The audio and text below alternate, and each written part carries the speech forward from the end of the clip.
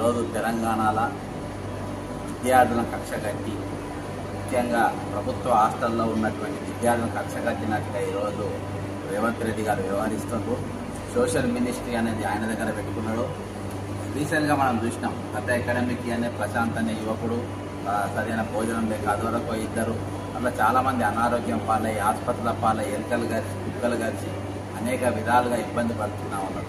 ఈరోజు అవన్నీ పక్కన పెడితే ఇంకో తీరుగా ఏమైందంటే మొన్నటి దినాన దాదాపు 2500 మందిని పైగా ఈరోజు టీచింగ్ నాన్ టీచింగ్ స్టాఫ్ ఈ సోషల్ వెల్ఫేర్ హాస్టల్స్ నుండి మరి అసంబంధంగా హేతు లేకుండా ఎటువంటి సైంటిఫిక్ రీజన్స్ లేకుండా అకాడమిక్ నడుస్తుంటే ఒక దిక్కు విద్యా సంవత్సరం నడుస్తుంటే ఈరోజు వారు మొత్తం అందరినీ తీసేయడం జరిగింది.